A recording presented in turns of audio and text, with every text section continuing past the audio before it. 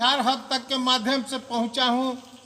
ये बांसघाट गवंडरा के अंतर्गत आता है और ये पूर्वी चंपारण का अंतिम छोर है और इसके बाद मुजफ्फरपुर ज़िले का शुरुआत होता है।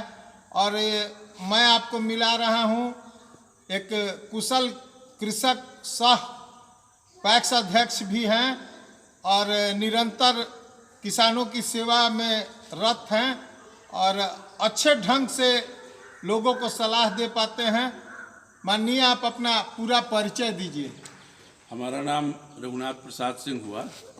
हम यहाँ पिछले 20 वर्षों से निर्विरोध पैक्स अध्यक्ष हैं और मुख्य रूप से कृषि कार्य से जुड़े हुए हैं और समाज सेवा भी करते हैं।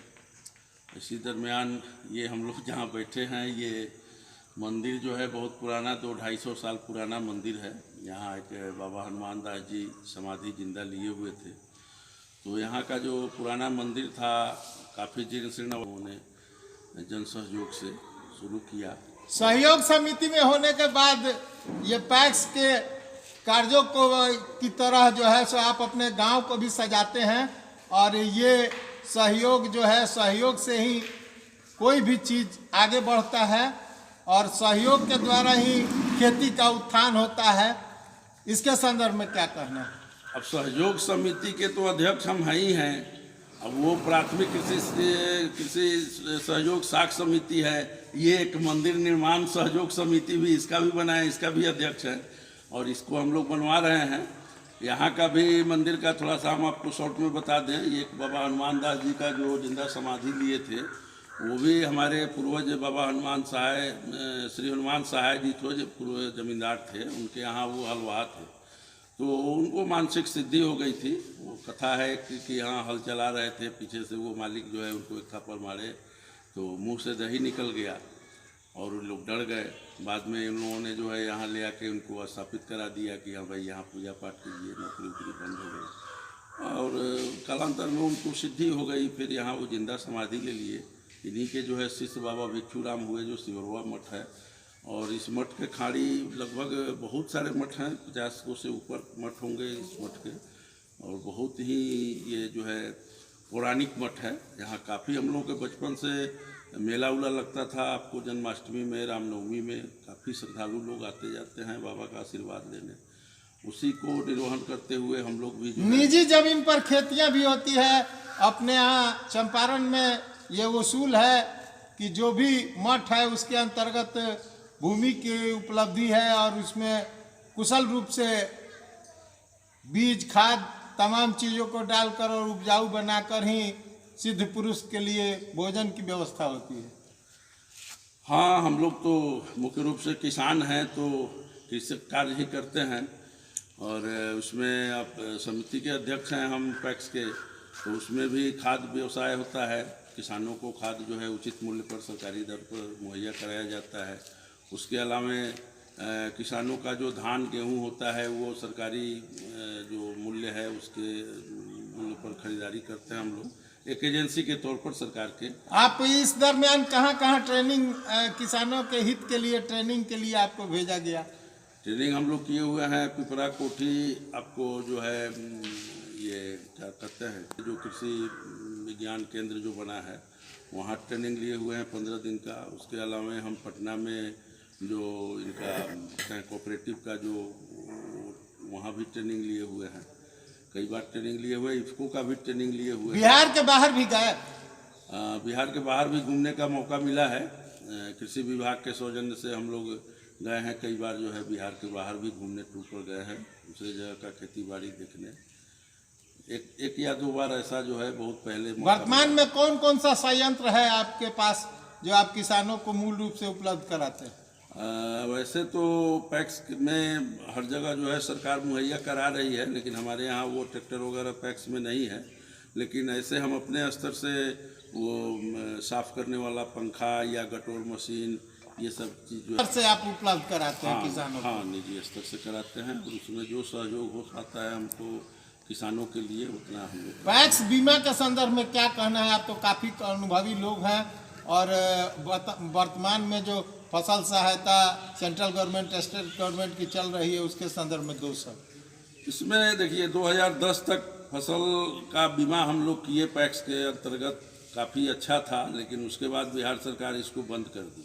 प्रधानमंत्री कृषि बीमा भी पूरे देश में लागू है, लेकिन बिहार में वो जो है लागू नहीं है।